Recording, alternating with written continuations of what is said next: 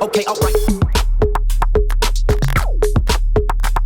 Hello and welcome back to the Make Lemonade podcast, a show for creators by creators, where we hope to inspire you to earn money from your own lemonade stand. I'm one of your co-hosts, James, and I'm back here with JR Farr, who's the co-founder and CEO of Lemon Squeezy.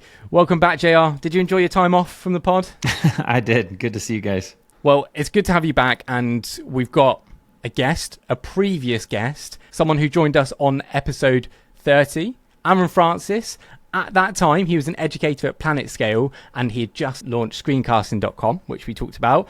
But unfortunately, on the 6th of March 2024, he was part of layoffs from the company. But since then, he's had a hard decision to make. Does he go and find another job or take the leap to become a full-time entrepreneur? Now, the job offers did come in thick and fast because over 600,000 people saw his tweet saying that he'd been laid off. But after documenting his thoughts on his podcast, Mostly Technical, Aaron announced what he was doing next. He has launched his own studio with the infamous Steve the Editor, Tryhard Studios. Aaron, is that a fair summary of what's happened over the last couple of weeks? Man, it sounds really good when you say it. It sounds like a perfectly put together story. I mean, yeah, that's right. That's totally right. It feels a lot more chaotic on the inside, but I like the sound of it from your voice. And thank you for sharing so much of it on Twitter. It's been, I want to say fun to follow along, but interesting to follow along and document it on your podcast. It can be as well. fun. That's okay. That's I okay guess if so. it's fun. Did you see those layoffs coming? No, totally blindsided. This is my first layoff, and I was still out on paternity leave, so I didn't really have a pulse of like day to day, inside. And so I don't know that anyone saw it coming, but least of all me, because I had been out for, 2 months taking care of kiddos. And so, yeah, huge surprise, and not exactly what I was thinking my return from paternity leave would look like. Because it seemed like things were going really well at PlanetScale. You just got your new Aaron Francis Studio of Light and Sound, which, by the way, really cool. JR, did you see this? Oh yeah. I watched him putting it together. Yeah. The man hired an apartment to build his studio in. Talk us through that, Aaron. Why did you choose to hire an apartment rather than just like an office block studio thing? Yeah, so I got out of the house because, now we have 4 kids that are under 3 years old, and recording videos in a house like that is just not gonna work ever. And so I got out of the house and I was like, okay, what do I need here? And I started looking at like co-working spaces, but they don't, I've got a lot now. I'm like full-time video. And I was like, I don't know that they have enough space for me, / I don't know if I want to leave all the gear in a shared working space. And so I looked at that, and then I looked at, boring old office leases, and they were extremely expensive. And then I started thinking like, oh, all I really need is like a studio apartment, because one big room is all I really need. And so I went looking at apartments, and they were cheaper than like office spaces. And so I found I didn't find a studio, but I found a 1-bedroom. So I have 2 separate rooms. I found a 1-bedroom, and I moved all of my equipment and my gear, everything in here. And turns out having an apartment as an office is amazing. I've got a private bathroom. I've got a kitchen. There's a pool downstairs. There's a gym downstairs. I'm like, why didn't I think of this before? So, once it's prettier, I haven't, put anything on the wall back there. I'll have a full studio walkthrough, but I think this is like the ultimate life hack is a co-working space, but it's actually just your own apartment. It's pretty cool. My apartment is kind of that, because I've got this whole room dedicated for recording. So did you get this while you were at PlanetScale, and was the plan to make your PlanetScale videos and they were supportive? Who was paying for it? Yeah, that's an interesting question. They were paying for it. So, yeah, I got this as a part of my employment at PlanetScale. I was individually paying for it, but it was being reimbursed. And so, yeah now I have a studio. now it's the Aaron Francis studio. It's actually the whole thing's genius. I mean, I want to get more into like the topic of today, but just to can you give us any insight? I mean, PlanetScale has raised over $100 million in funding, Series C, pretty far along in their journey. Can you tell us what the reason was? Was it just, hey, times are tough, or what was it? I can give you the reason that their public blog post said. And their public blog post said, if I recall correctly, they're cutting sales and marketing to be an engineering-focused org so that you can trust that your database company will be around forever. I think they wanted to become profitable so that people would trust them with infrastructure. Yeah, and it seemed like they followed up with a few things. Like then they kind of went into the free tier was gone, and then people were kind of outraged about that. And so yeah, it seems like they made a few steps there. Okay, interesting. So Interesting James, indeed. I mean, I guess we should get into like his job hunt, right? And ultimately going down this decision. And more context for Aaron too is Aaron's a new dad with twins, and you know, like I shouldn't say new dad, but you know, you're adding to your family with twins. Dad again, So like your mindset, right? Like maybe your goals in life are different, right? So as this happens, I'm sure there's things that unfolded. But yeah, maybe walk us through that first reaction and kind of where you were at. Yeah, totally. So we got the news on a Wednesday, and I was set to return from paternity that Friday. I had already booked myself to go see Dune 2 in theaters on Wednesday afternoon. I was like, all right, paternity's over. I better like enjoy this while I can.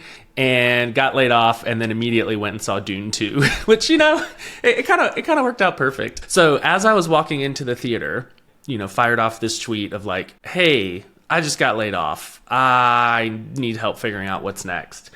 And so I go and see Dune 2, and it's amazing and just incredible. And I, you know, walk out of the theater, and it had just gone insane. And I think James said earlier, it hit 600,000 impressions. And so, you know, people like, one, I think it was breaking news that PlanetScale had just done layoffs. And two, I had become so publicly tied to PlanetScale that I think a lot of people were surprised, myself included.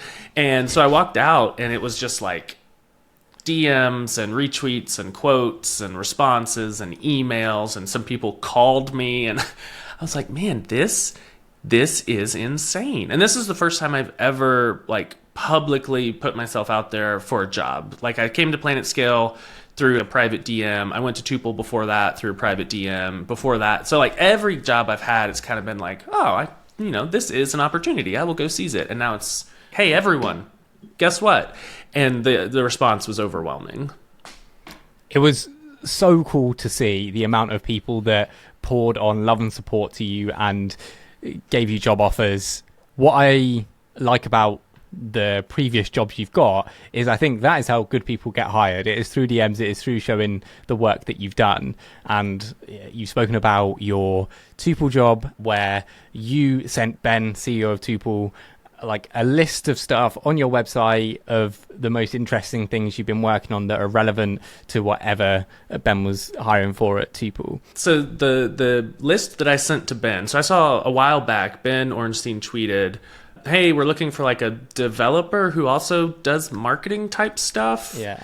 And it was very unclear what he wanted. And so I put together a list on my website of like, hey, Ben, not really sure exactly what you're looking for, but here's a bunch of developer remarkety stuff that I had done. And it was just a list of articles I had written, conference talks I had done, like good tweets. Like I showed him some tweets that I thought were like really good. And I just put a whole list on my site and gave him links and was like, if you think this is interesting, I would love to talk more. And then I looked through his, who he followed on Twitter, and I found some people that knew me and was like, hey, I looked through your Twitter following. These people know me. If you want to talk to them, you can reach out to them. At that point, all of that stuff was extracurricular. Like I was writing articles about, MySQL, and I was giving conference talks on Laravel stuff, and it was all extracurricular. And so by the time it came time to like show that I was somebody who could do the job, I could just simply say like, look, I've done the job, not for you, but I like have done the job. And if you think that fits, great. Otherwise, you know exactly the type of work I can do. And I think that was compelling to him. Mm-hmm.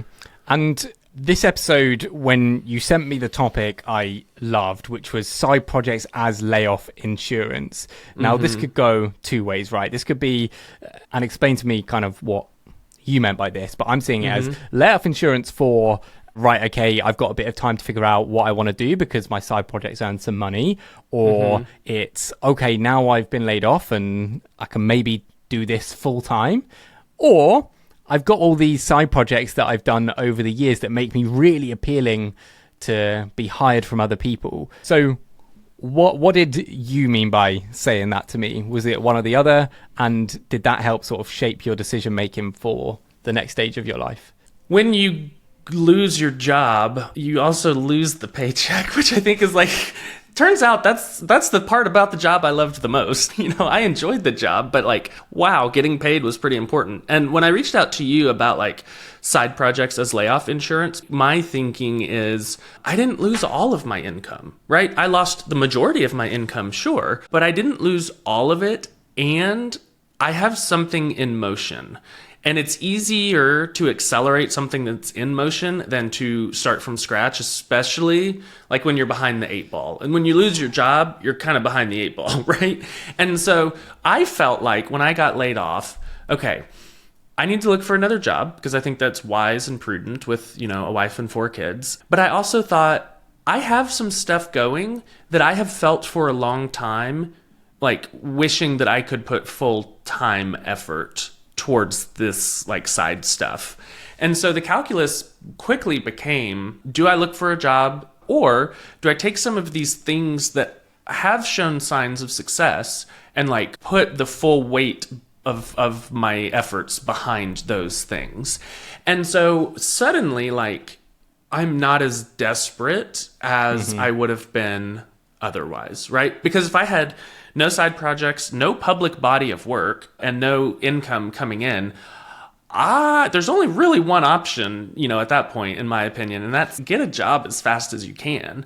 But now, frankly, having a side project that made some money while I still had a job set us up, my family up, for a little bit of a buffer, a little bit of a cushion. And so even coming out of it, the side project has already served its purpose in that it has filled our coffers a little bit so that we have more runway. And now it's like, hey, this thing that was working, maybe it's working a 5 out of 10 with half-time effort or less than. Now maybe it's time to push on it. And now I've got, Steve involved. And so I think the side projects as insurance from my mind is money. There's a totally viable way of looking at it as like public body of work. And, if you have a bunch of side projects that you saw through to completion but don't make any money, employers still are going to look at that and say, wow, this person, like, they did the whole thing soup to nuts, and maybe they can come do it for us as well. So I think there's no bad outcome of it, but I was thinking primarily money. Okay, so let me first talk about as a public body of work, and then we'll talk about money and your decision to do what you wanted to do. So I asked JR this question off air, and we promised we'd save it for the recording, because I think having side projects can really make you much more attractive to employers. But I don't know, because I've not hired that many people. So for you, JR, when you're hiring people, do you think it's a good thing that they have side projects that are entrepreneurial, or a bad thing because it might distract them? No, I'm very much of the opinion that it's a positive thing, mostly because there's something to be said for like a practitioner, right? That like truly understands what it takes to do this, to get something off the ground.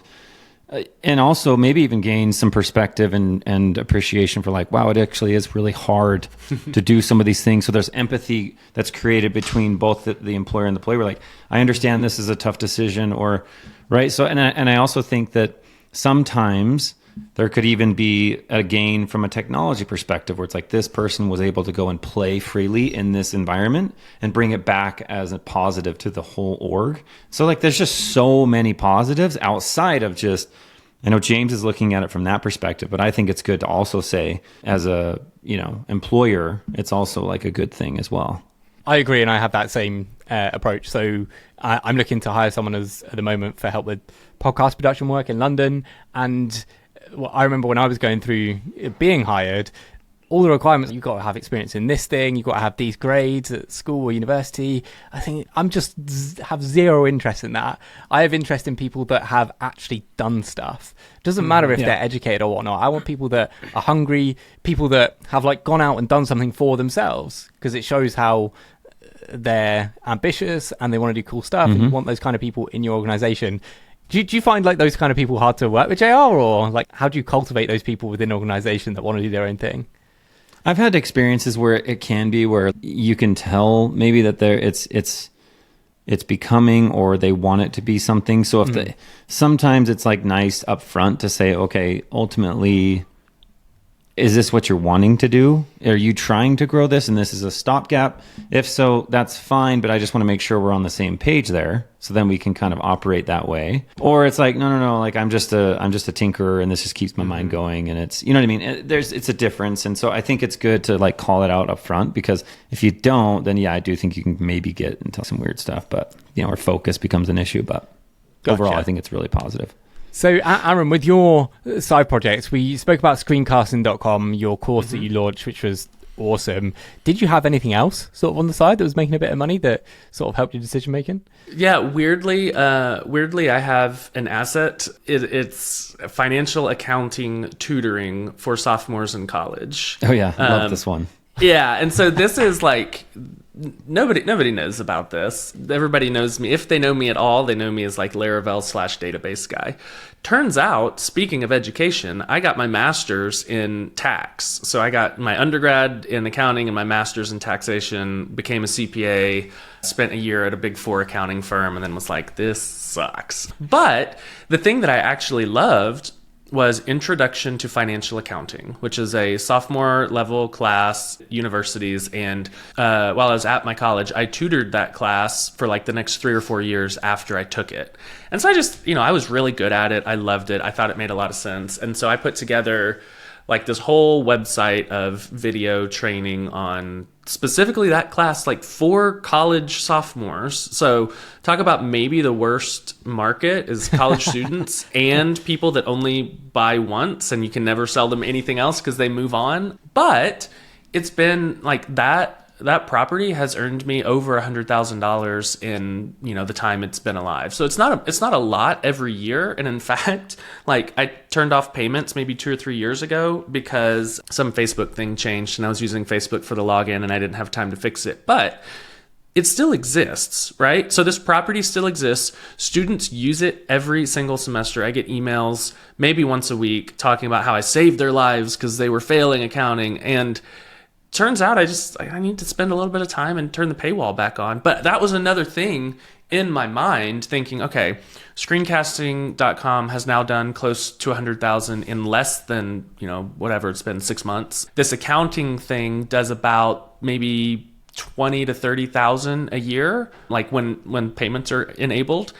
And that right there is money. Like I lost a big job, but I'm not starting at zero. And if I put some concentrated effort into these things that are already rolling, maybe I can get them to roll faster. And like that provides me the little bit of buffer that I think a lot of people don't have coming out of full-time W-2 employment. I think you're so spot on with this, Aaron, because I see a lot of people who have side projects that can't quite get it off the ground, get it from 0 to 1. And they're like, if only I could quit my job, I would have more time. Mm-hmm. And that would be the thing that would push it along. When often, if you can find a way to get that from 0 to 1 when you're currently working a job, then you've got something that if you then spent more time on it, and someone like you who has proven to be very productive with your time can push it further. So what was the turning point for you? Because you had these job offers on the table. What was the turning point to say, like, I'm going to go all in on my own thing? I did a series of calls. Like I thought wisdom would dictate that I talk to all these companies, right? And so I did, because, like JR said, I'm a new dad again, and we have 4 kids under 3. And the hardest working person in our family is my wife, but she doesn't get paid for it. And so it's all on me. So I got to figure this out. So I took all these calls, talked to a lot of really great companies, really nice people. And then I also talked to a lot of like friends and mentors. And coming out of that week, I felt like there are a lot of opportunities to go do the same thing I just finished doing. So like there are a lot of opportunities to go and do the PlanetScale thing again at some other company.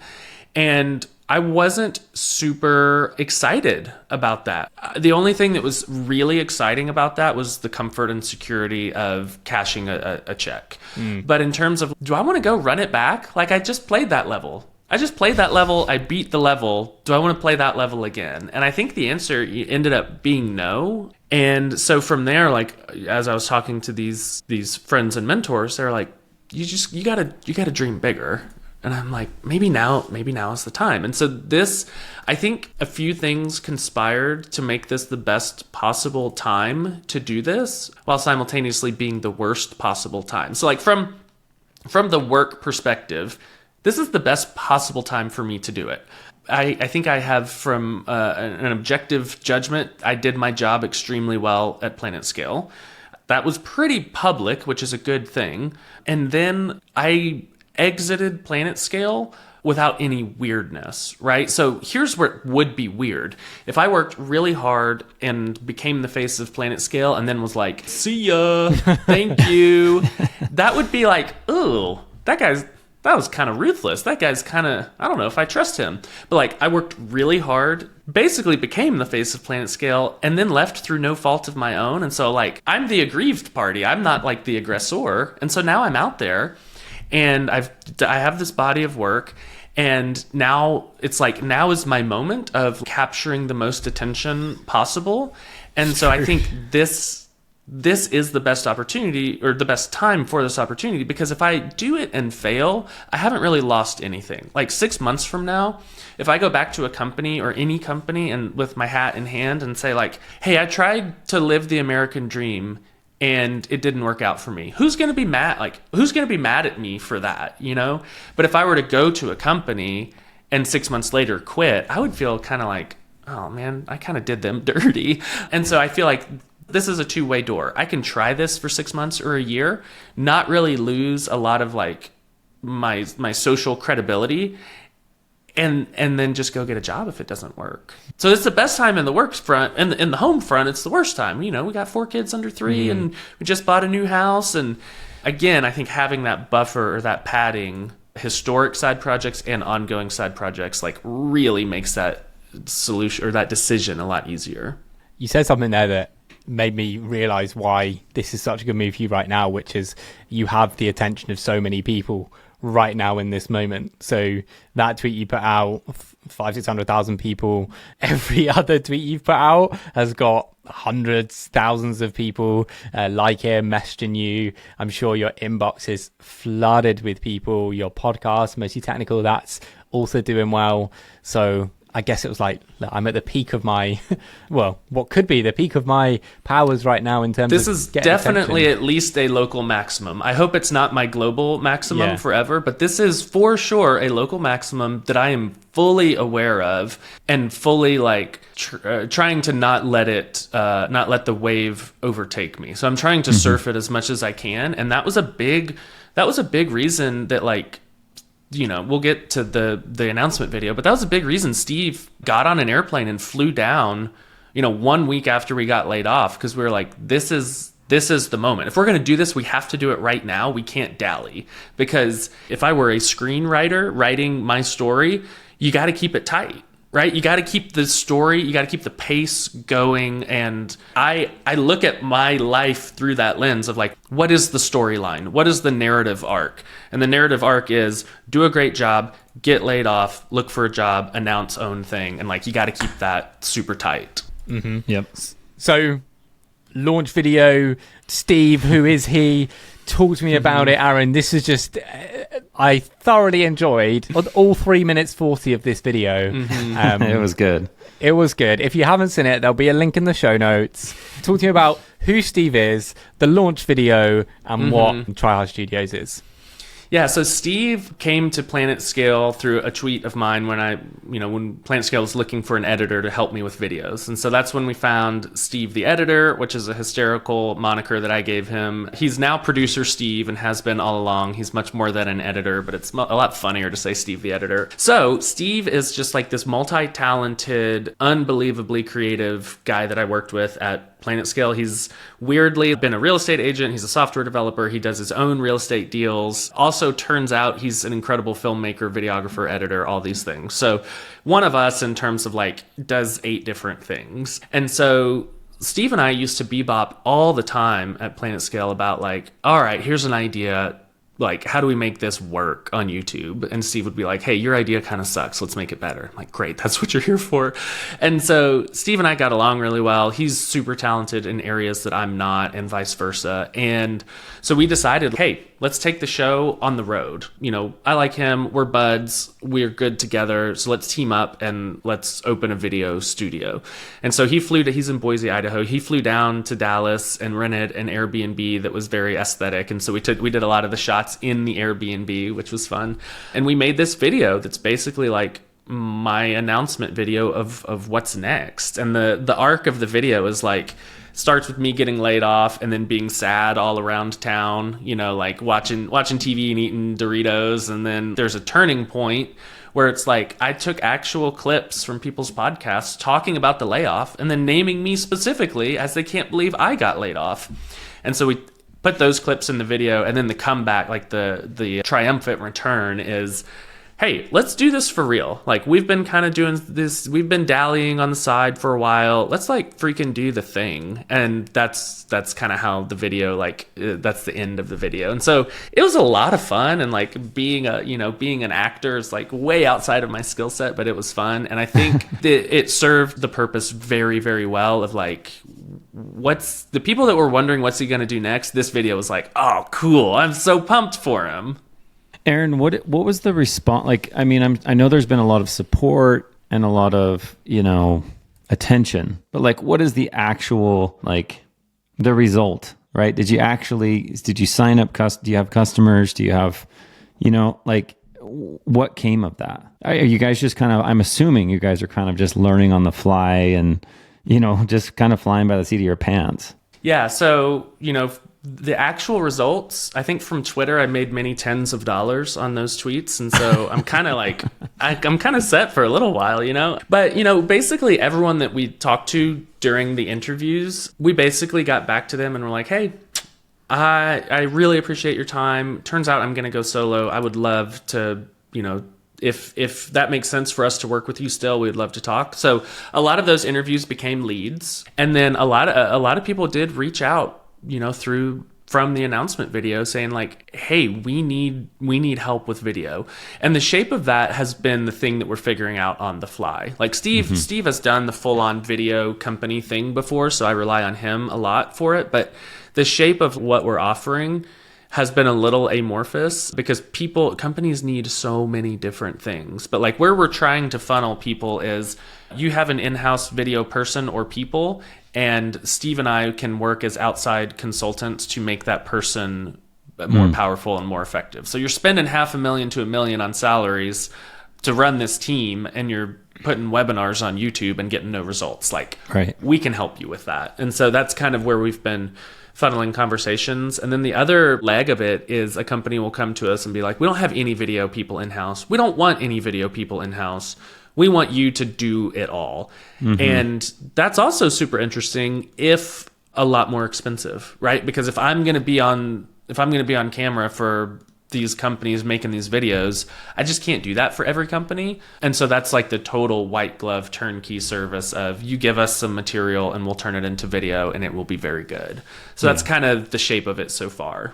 How did you come up with the name? I laugh at it because of like my connotation to the name, but how did you guys come up with that and why? Yeah, so I've been on about this for a long time, Maximum Effort. Unfortunately, Maximum Effort is a video production studio by Ryan Reynolds. Yeah. And so like Maximum Effort Studios, we'd probably get hosed pretty quickly on that. And so we started thinking about other ideas, and I think the reason you laugh is because a Tryhard is usually a bad connotation, right? So we went with Tryhard Studios to kind of like hang a lantern on that, as one might say, to like put a point on it. Like, we put in a huge amount of effort, and that's what makes our results very good. And so like in a world, I think, where people are reticent to try hard for fear of being seen as cringe, for fear of being called a tryhard, frankly, right? Like if you're a kid and you're putting in a ton of effort at this thing that you love, people are going to be like, dude, you're such a tryhard. You're like, yeah, well, I am trying hard. So we kind of pivoted from Maximum Effort to Tryhard because it does have this nice, like, almost double entendre where it's like, yes, oh, you guys are tryhards. You're like, God dang right we are. And now that you say it, now that I understand where it comes from, I actually appreciate it. I love it even more now, because one of the values at Lemon Squeezy is craftsmanship, because, you know, our opinion is if you're going to make something, you might as well really give it your best. Right. And so, I love Yep, that. there is I love that thinking. There's a company called GroveMade that makes these really beautiful desktop accessories. I have a GroveMade. I have one right here. Yeah, it might say it on your stand if it's that laptop stand. It's a stand. There's a little imprint on it that says "Made the hard way." That is the most badass thing to say. We made this the hard way. Exactly. Yeah, cool. I love that. And so that's kind of we vibed off of that.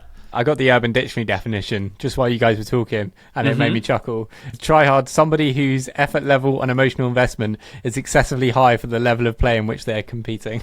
Exactly. We are willing to be the hardest trying people in the space, and that is totally fine with me. I love that. So where does it sit with your existing courses you've got at the moment, Aaron? So again, we're going to be able to push this boulder downhill a lot faster because now Steve's on board, right? So we're working out the actual structure of it, but screencasting.com is now a Tryhard brand. It's a Tryhard asset. So we're gonna have the flagship course as it exists now, and then we're going to have Steve is going to record a mini course on Premiere for screencasting, and so it's going to be like, hey, you want to use Premiere? Turns out Premiere is incredibly complicated. Here's the 20% you need to know to make beautiful screencasts with Premiere. And so we're going to do that for all the editors. So he's going to do Premiere. I'm going to do ScreenFlow. We're going to do DaVinci, Descript, all of these editors. And these will become like add-on or secondary courses. And then it's going to become this destination for screencasters to come and talk shop. So we're going to add a forum. I'm going to potentially start a podcast interviewing screencasters about how they built their empire and got rich, hopefully. And then Steve, as he is doing all of this other stuff that we're doing, is going to be creating content for YouTube, just like quick tips on screencasting YouTube. And so this whole thing just kind of like slots nicely into this Tryhard brand. And I think now that there are two of us, and Steve has great taste, and so he can help me on a lot of the non-video stuff. Now that there are two of us, we can take this to the level it deserves to be at, right? Because screencasting.com, with that domain, with this kind of like open space, it deserves more attention. And now we're here to give it the attention it deserves. How's screencasting.com gone since the launch? Because you often get this launch hype, bunch of sales, and then boom, tails off. Yep. It's followed that curve almost exactly, save for Black Friday. I think we did another launch week amount. So it was just like a massive Black Friday. And then, beyond that, it's just kind of been a sale or two a day, which I'm pretty happy about. I'm not going to lie. It's been pretty great. And something, again, capitalizing on the moment, somebody tweeted shortly after I was laid off a graph of their YouTube subscribers before and after taking the course. And it was amazing. Great testimonial. And so I quote tweeted it and said, use code layoff for $50 off. And so like that capitalizes on what's going on in the moment, a little empathy for Aaron, a little bit of humor. And I think we moved like $5,000 or $6,000 of courses that day. And so I don't know what I would do if I were sitting here thinking, what should I start from scratch? I think I would be overwhelmed. And how can I improve this thing that is good? I feel a lot of comfort in. I know all the ways I can improve it. I've been working on it for almost a year. So that gives me great comfort. Has there anything over the last 4 weeks not gone so well for you, Aaron? Oh yeah, tons of stuff. I mean, I don't have a job. So like, I got the letter for, in America, there's a thing called COBRA. It's an abbreviation for something like continuing insurance or whatever. I got the letter for what it would cost our family to be insured on the exact same plan that I was on at PlanetScale. And it was $3,700 a month. Oh my gosh. And I tweeted about that, and that's my most viral tweet ever. I think I touched a nerve. And a lot of people were like, oh, that's not that bad. That's how much I pay in Germany a year. And I'm like, whoa, back up. That's how much I'm paying a month. And so that freaked me out. Like that, I was like, what the hell? How are we going to do this? So, Cobra is prohibitively expensive. because it is meant to be a bridge and a stopgap. And I priced plans on the open market, and they're expensive, but it's not 37. It's like 1,900, 2,200, and so it's like, oh shoot, I still got to make a lot of money, but it's not $4,000 a month. So that was probably the rudest welcome to the outside world that I got. So from the plans you've got with screencasting, putting the paywall on your accounting course versus the client work, where's your pipeline and your workload sort? How is it shaping up at the moment?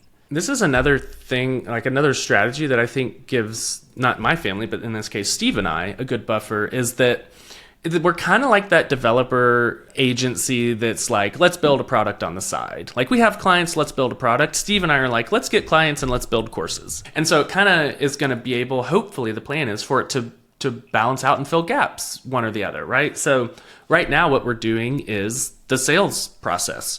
We're having calls every day, like figuring out what people need, circling back, following up, and all of this stuff. Meanwhile, there is work we can do that is productive towards income, even if we don't have a client yet, right? Yep. And so the hope is that as things settle, the ebbs and flows can be buffeted by our in-house courses, of which, there will hopefully be many, but the first one is going to be screencasting, beefing it up. Well, and there's a lot of, I don't know, especially in the new world with like tech and SaaS and software, and people say service-based business are tough, but there's a lot of cash, right? Yes. So if you do it right, you can get a lot of cash, but then you're also building an asset that's passing the checklist of, making money while you sleep and building something like that. And where you're headed with screencasting is exactly what we talked about when you were on the show, which is like where you would head with it. So I love that you're finally doing that.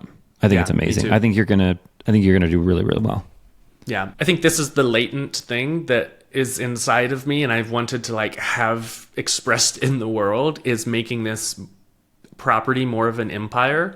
And I was talking, I think on our podcast, and Adam Wathen was on, and he was like, dude, if I didn't know you, there's a real scenario where I go to screencasting.com and I'm like, oh yeah, this is a company and there are at least 12 people working on this. And I'm like, shoot, I need to make it so. Like that's what it deserves to be, is an empire, not just this like Aaron's course that he worked on nights and weekends. Yeah. Have you thought about how much work this is all going to be for you in the future, creating all of this content?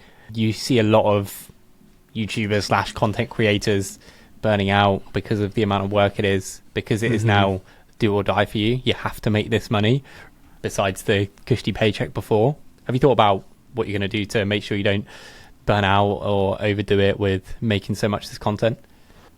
Yes, I have only thought about how much work it's going to be. Yeah, I mean, I'm not on burnout watch at this point. I think there is a time where I could be on burnout watch, but at this point I'm do not go quiet into that good night. Like, I am raging against the dying of the light right now, because this is my time, and I'm either going to make it or I'm not. And I would much rather make it. Like, right now, I have the energy, I have the drive, I have the motivation, and finally, I have the time.